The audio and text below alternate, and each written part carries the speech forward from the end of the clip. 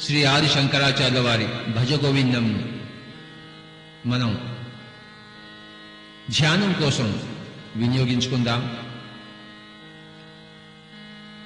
మన ధ్యాన కార్యక్రమాల్లో ఎప్పుడు కూడాను ఈ భజగోవిందంతో పాటు మనం ధ్యానం చేయడం మనకి అలవాటు. అదేవిధంగా ఏదేని చక్కటి నాదంతో సంగీత వాయిద్యంతో ధ్యానం తప్పకుండా చేసుకుంటే చాలా బాగుంటుంది. దాన్ని నాద ధ్యానం అంటాం. ఈరోజు ఈ యొక్క నాదము మరి శ్లోకార్థములు ఆ రెండిటితో కలిసి మనం ధ్యానం చేసుకుందాం. ధ్యానం అంటే శ్వాస మీద ధ్యాస, ఏ ఆలోచన లేకుండా మన నాసికలో ప్రవహిస్తున్న ఆ యొక్క ఉచ్ఛ్వాస నిశ్వాసాలను హాయిగా చక్కగా గమనిస్తూ కూర్చోవడం, ఏ విధమైన ఆలోచనలు ఇతర ఆలోచనలు లేకుండా. My dear friends, my dear masters and my dear God's, చక్కగా ధ్యానంలో కూర్చుందాం. కళ్ళు రెండు మూసుకుందాం. బ్రేళ్లలో బ్రేళ్లు పెట్టుకుని హాయిగా ఏదైనా సుఖాసనంలో కూర్చుని కళ్ళు రెండు మూసుకుని శ్వాస మీద ధ్యాస. ఎవరు కూడా కళ్ళు తెరవవద్దు. ఎలాంటి ఆలోచనలు వస్తున్నా వాటిని కట్ చేసేస్తూ మళ్ళీ మళ్ళీ శ్వాస మీద ధ్యాస. భజ గోవిందం భజ గోవిందం గోవిందం భజ మూఢమతే సంప్రాప్తే సన్నిహితే కాలే నహి రక్షతే కృంగరణే భజ గోవిందం భజ గోవిందం.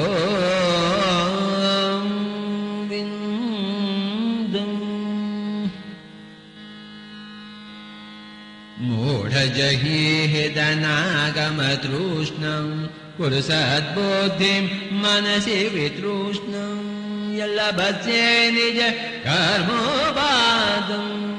వితముదేన వినోదాయ చేతం భజ గోవిందం. మూఢజహీహిదనాగమతృష్ణం కురు సద్బుద్ధిం మనసి వితృష్ణం యల్లభస్యే నిజ కర్మోపాదం వితముదేన వినోదాయ చేతం భజ గోవిందం భజ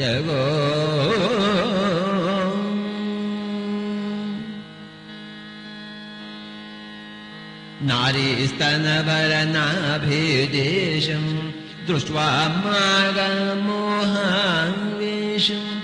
నారీస్తనభరనాభిదేశం దృష్ట్వా మాగమోహాన్వేషం యతను మాసవసాది వికారం మనసి విచింతయ వారం వారం భజ గోవిందం. నారీస్తనభరనాభిదేశం దృష్ట్వా మాగమోహాన్వేషం యతను మాసవసాది వికారం మనసి విచింతయ వారం వారం భజ గోవిందం.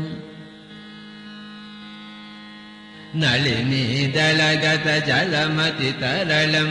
తత్వతు జీవితమతిశయం జబలం విధి వ్యాజభిమానగ్రదం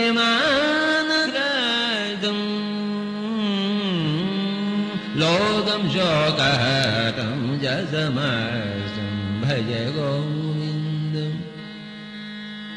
నళినీ దళగత జలమతి తరళం తత్వత్ జీవితమతిశయం జబలం విధి వ్యాజవిమానగ్రదం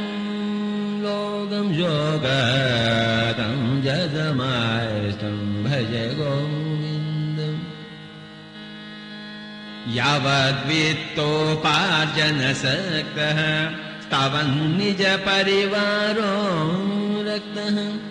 పశ్చాజ్జీవతి జర్జరదేహే వార్తాం కోపి న పృచ్చతి గేహే భజ గోవిందం. यावद्वित्तोपार्जनसक्तः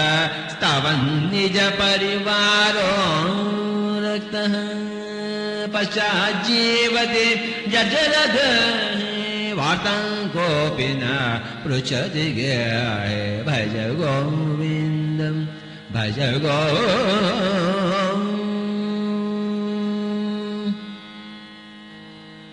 यावत् पवनो निवसति देहे तावत् पृच्छति कुशलम्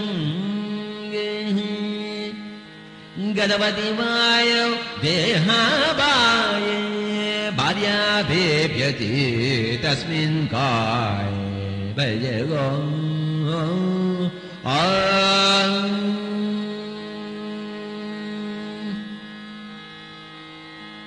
यावत् पवनो निवसति देहे तावत् पृच्छति कुशलं गेहे गतवति वायौ देहावाये भार्याभिभ्यति तस्मिन् काये भज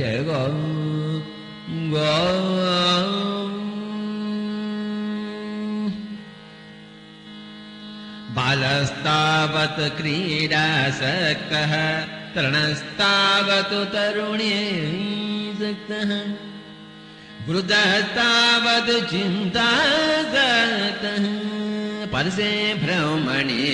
कोऽपि न सक्तः भज गोविन्दम्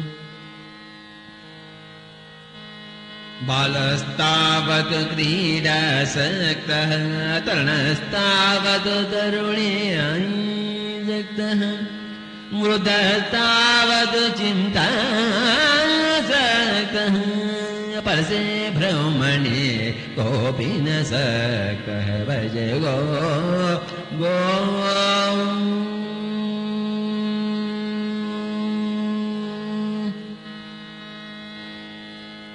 काते कान्ता कस्ते पुत्रः संसारोऽयमतीव विचित्रः कस्य त्वं कः कुतः यातः तत्त्वं चिन्तय तदिह भ्रातः भज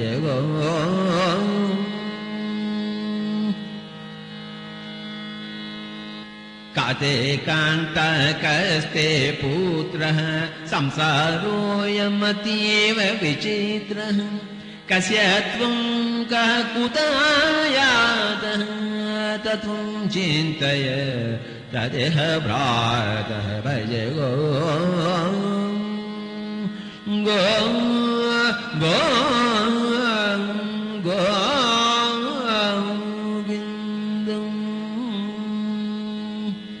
सत्सङ्गत्वे निसङ्गत्वं निसङ्गत्वे निर्मोहत्वं निर्मोहत्वे निश्चलजेतं निश्चलजेते जीवन्मुक्तिः भज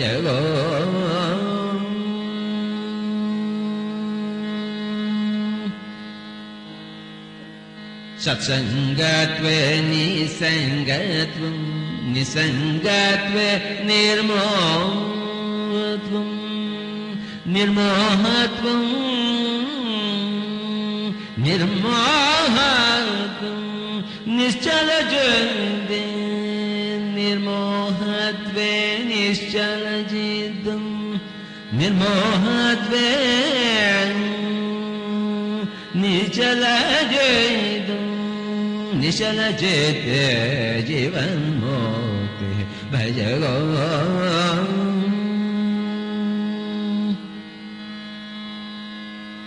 सत्सङ्गत्वे निसङ्गत्वं निसङ्गत्वे निर्मोहत्वं निर्मोहत्वे निश्चलजेतं निश्चलजेते जीवन्मुक्तिः भज गोविन्दं भज गोविन्दं गोविन्दं भज मूढमते सम्प्राप्ते सन्निहितकाले नहि रक्षति रुग्णुगरणे भज गोविन्दं भज गोविन्दम्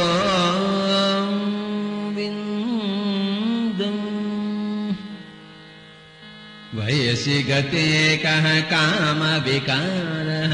शुष्के नीरे कः गांसारः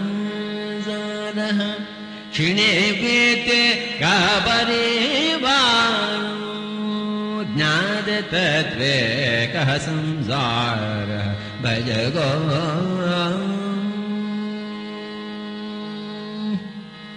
वयसि गते कः कामविकारः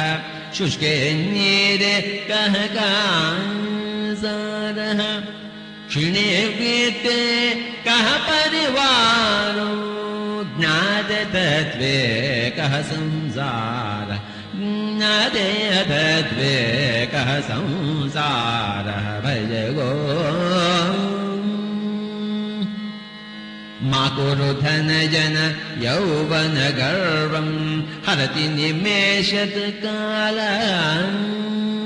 सर्वम् मा कुरु धनजन यौवन गर्वम् हरति निमेषत् कालान् सर्वम् मायामयमिदम् अखिलं भूत्वा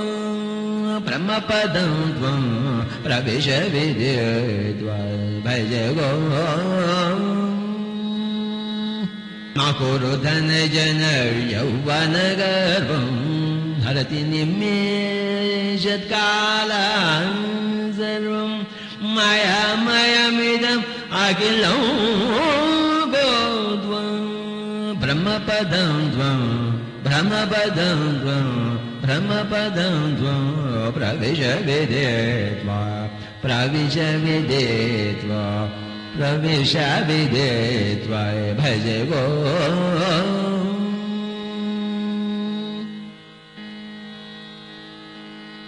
दिनयामिन्यौ सायं प्रातः शिशिरवसन्तौ पुनरायातः दिनयामिन्यौ सायं प्रातः शिशिरवसन्तौ पुनरायातः कालः क्रीडति गच्छत्यायुः तदपि न मुञ्चत् आशावायुः दिनयामिन्यौ सायं प्रातः शिशिरवसन्तौ पुनरायातः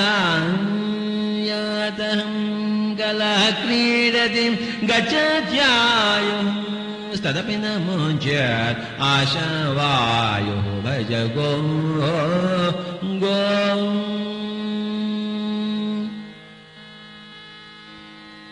काते कान्त धनगत चिन्ता वातुल किं तव नास्ति नियन्तम् काते कान्त धनगत चिन्ता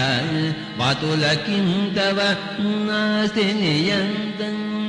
त्रिजगति सज्जन संगतिरेगम् त्रिजगति सज्जन संगतिरेगम् भवति भवानव तरणे नौका त्रिजगति सज्जन संगतिरेगा भवति भवानव तरणे नौका भज गो गो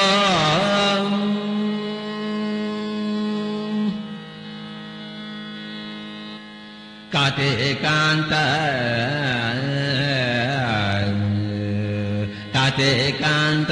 धनगत चिन्ता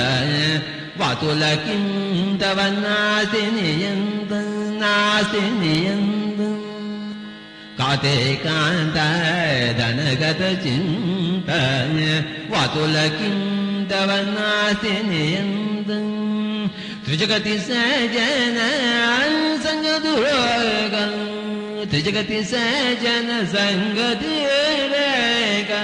त्रिजगति सज्जन संगतिरेगा सज्जन संगतिरेगा भवति भवानव तरणे नौकाय भज गोविन्दम् भज गोविन्दम् गोविन्दं भज मूढमदिं सम्प्राप्ते सन्निहितकालं नहि रक्षते भुगृङ्गरण्ये भज गो जठिलो मुण्डे लुञ्छितकेशः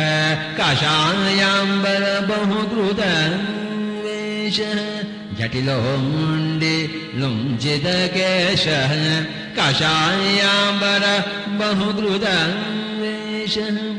पश्यन्नपि जन पश्यति मूढो हृदयनिमित्तं बहुकृतवेषः भज गो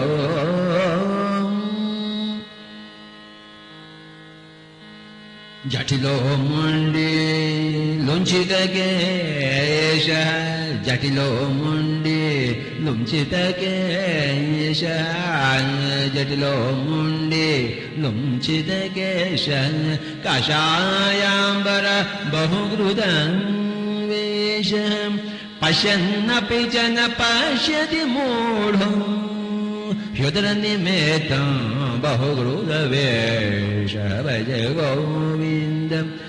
गो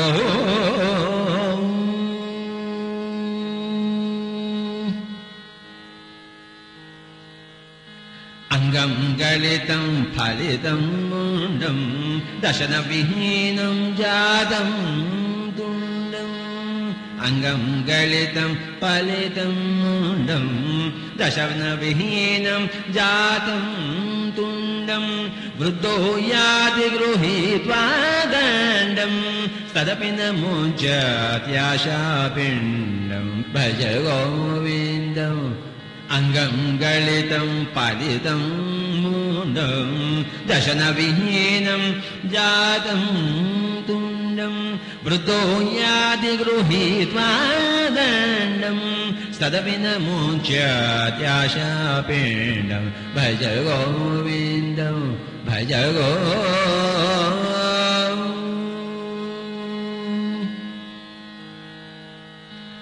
अग्रे वाह्निः पृष्ठे भानुः रात्रौ चुबुकसमर्चितजानुः अग्रे वाह्निः पृष्ठे भानुः रात्रौ चुबुकसमर्चितजानुः करतलभिज्य तरुतलवासः तदपि न मुञ्चत् आशपाशः भज गोविन्दम्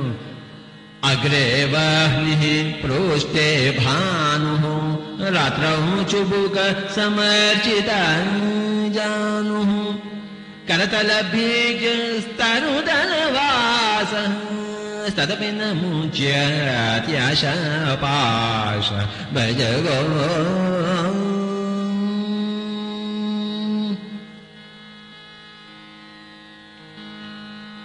कुरुते गङ्गासागरगमनं व्रतपरिपालनमतुवादनम् ज्ञानविहीन सर्वमगन् मुक्तिं भजति न जन्मशतेन भज गो कुरुते गङ्गासागरगमनं व्रतपरिपालनमथवादनम् ज्ञानविहीनः सर्वमतेन मुक्तिं भजति न जन्मशतेन भज गोविन्दं गोविन्दम्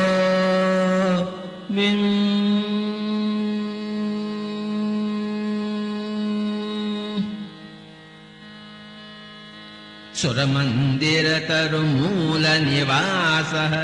शय्याभूतलमजिनं वासः सुरमन्दिरतरुमूलनिवासः शय्याभूतलमजिनं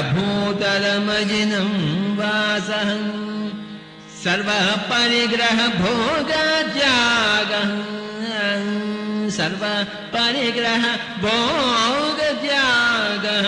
कस्य सुखं न करोति विरागः भज गो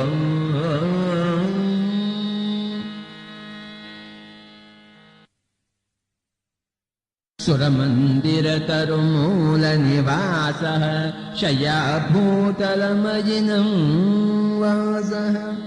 सर्वपरिग्रहभोगत्यागः कस्य सुखं न करोति विरागः भज गो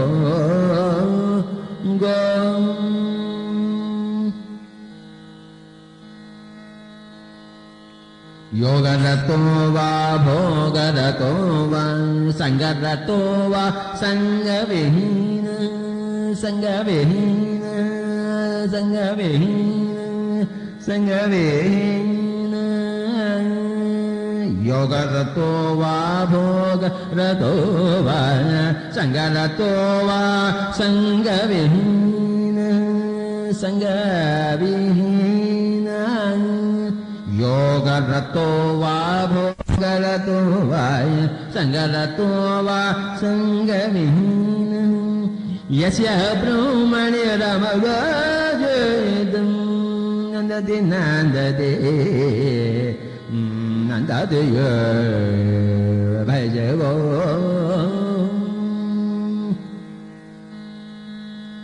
योगरतो वा भोगरतो वा संगरतो वा संगविहीनः यस्य ब्रह्मणि रमगजयदं नन्दति नन्दति नन्दति नन्दति नन्दति नन्दति नन्दति एव भजगो भजगो भजगो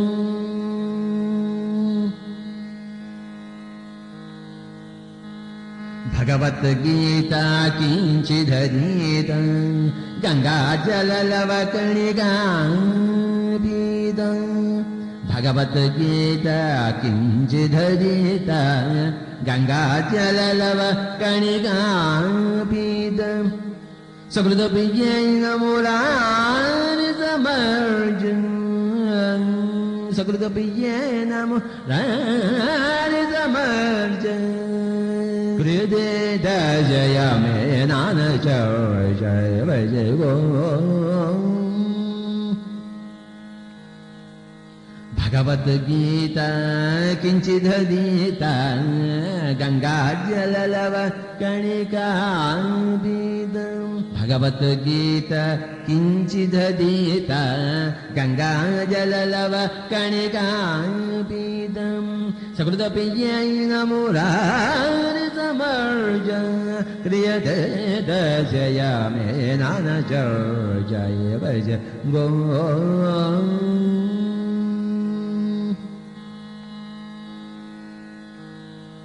पुनरपि जननं पुनरपि मरणं पुनरपि जननि जठरे आयुषीनं पुनरपि जननं पुनरपि मरणं पुनरपि जननि जठरे आयुषीनं इह संसार बहु दुस्तानि कृपया पार्य पाहि मुरारे भज गो पुनरपि जननं पुनरपि मरणं पुनरपि जननि जठरे शयनम् इह संसार बहुलोकारे कृपया पार्य पाहि मुरारे भज गो गो गो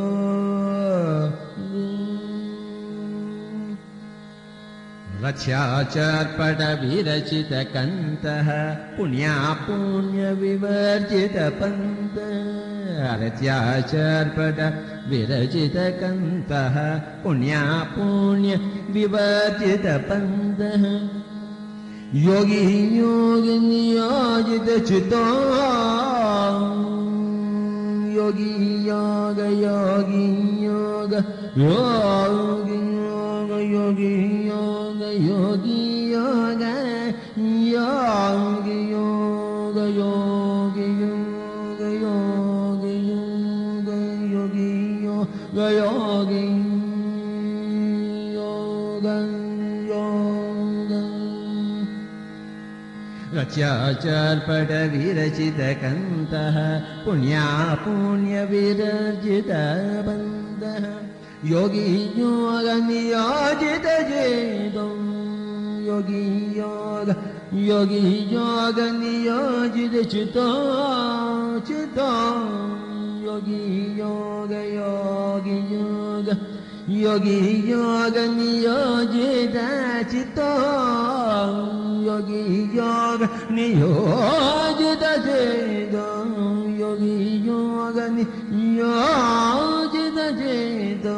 योगी योग नियोजित चेतो रमदे बालो मतवदेव रमदे बालो मतवदेव भज गोविंदम भज गो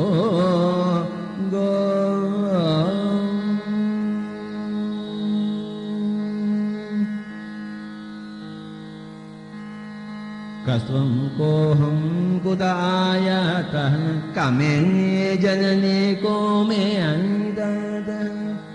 कस्त्वं कोऽहं कुतायातः कामे जननी को मे अन्ततः इति परिभावय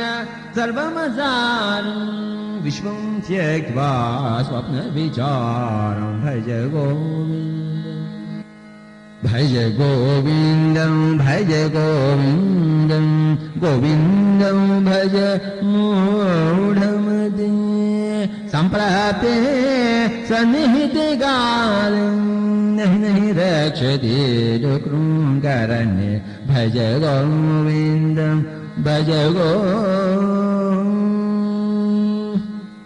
त्वयि मयि चान्यैत्रैको विष्णुः व्यर्थं कोऽप्यसि मय्यसहिष्णुः त्वयि मयि चान्यैत्रैको विष्णुः व्यर्थं कोऽप्यसि मय्यसहिष्णुः भवसमचित्तः सर्वत्र वाञ्छस्य चिरा यदि विष्णुत्वं त्वयि मयि चान्यैत्रैको विष्णुः व्यर्थं कोऽप्यसि मय्यसहिष्णुः भवसमचित्तः सर्वत्र भवसमचित्तः सर्वत्र वाञ्छस्य चिराद्यदि विष्णो त्वं भज गोविन्दं भज गो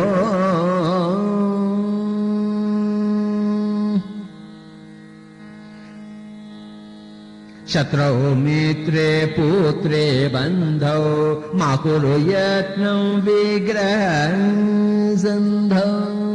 शत्रौ मित्रे पुत्रे बन्धौ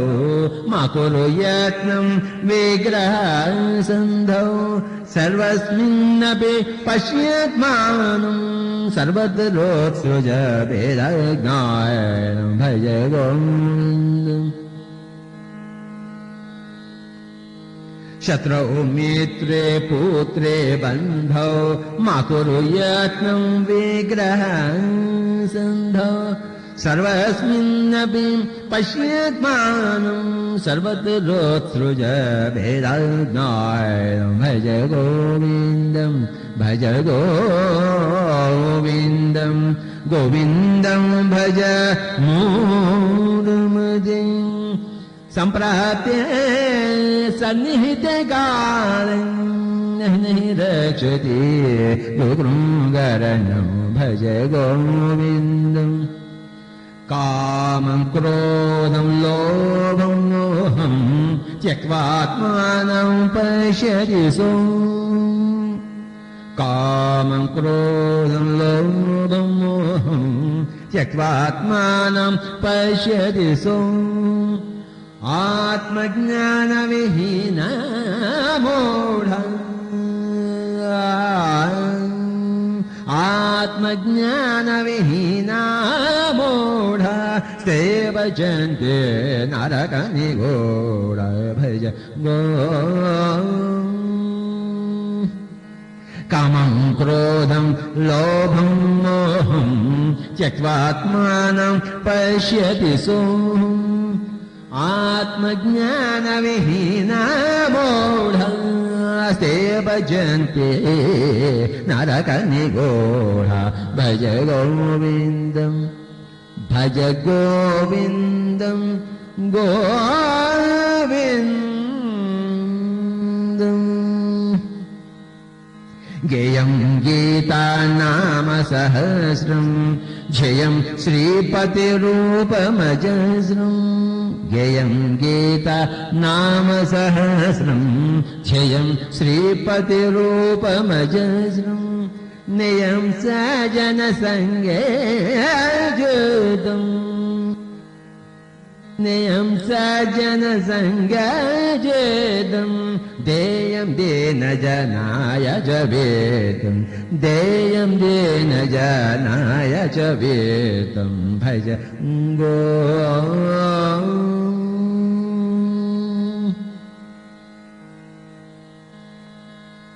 गेयं गीता नाम सहस्रं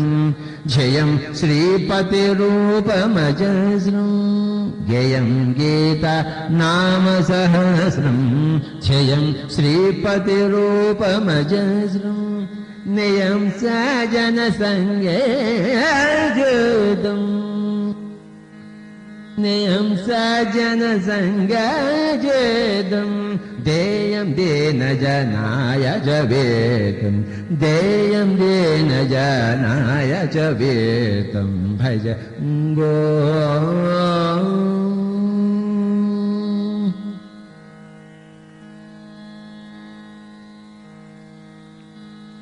सुखतः क्रियते रामभोगः पश्चादन्तशरीरे रोगः सुखतः क्रियते रामभोगः पश्चाद्यन्तशरीरे रोगः यद्यपि लोके मरणं शरणं तदपि न मोचत् पापाचरणम् यद्यपि लोके मरणं शरणं तदपि न मोचत् पापाचरणं भज गोविन्दं गोविन्दम्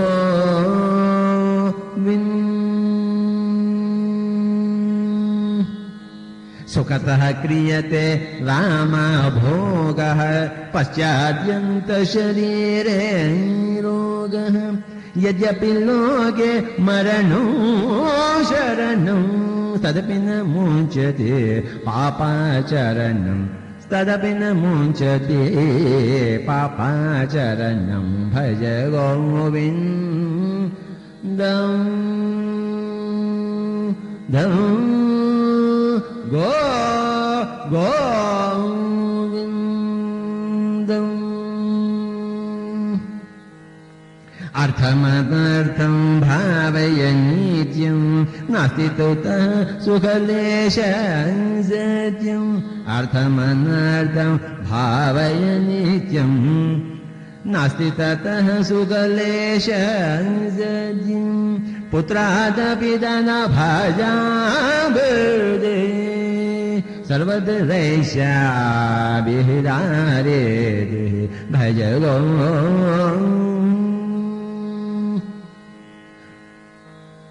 अर्थमनर्थं भावय नित्यं नास्ति ततः सुखलेशं सत्यम् पुत्रादपि धनभाजाभिर्दे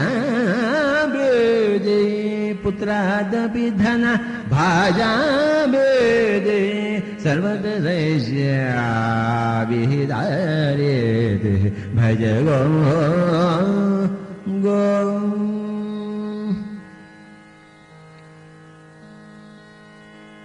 प्राणायामं प्रत्याहारं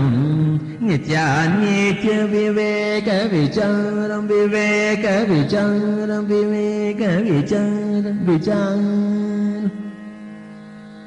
प्राणायामं प्रत्याहारं नित्यानित्यविवेकविचारं जाप्य सम्यक् समाधिविधानम्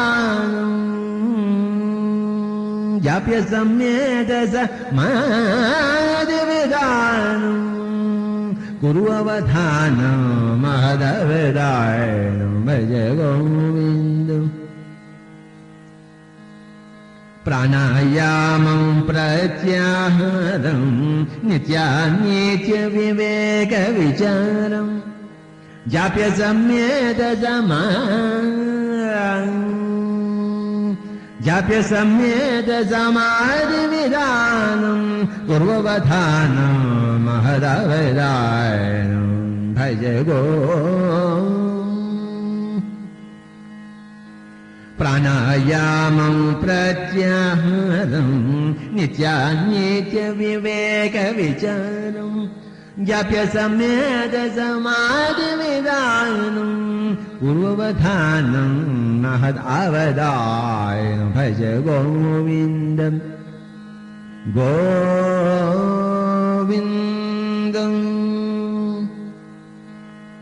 गुरुचरणाम्बुज गुरुचरणाम्बुज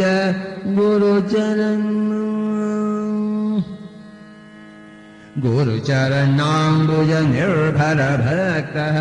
संसारादचिरात् भवन्मुक्तः सेन्द्रियमानसनियमदेवं द्रक्ष्यसि निज हृदयतं देवम् सेन्द्रियमानसनियमदेवं द्रक्ष्यसि निज हृदयतं देवं भज गोविन्दं गोविन्दं गुरुचरणाम्बुज गुरुचरणाम्बुज गुरुचरणाम्बुज गुरुचरणाम्बुज गुरुचरणाम्बुज गुरुचरणाम्बुज गुरुचरणाम्बुज गुरुचरणाम्बुज गुरुचरणाम्बुज गुरुचरणाम्बुज निर्भर भक्तः संसारादचिरात् भवमुक्तः गुरुचरणाम्बुज निर्भर भक्तः संसारादचिरात् भवमुक्तः सेन्द्रियमानसनियमदेवं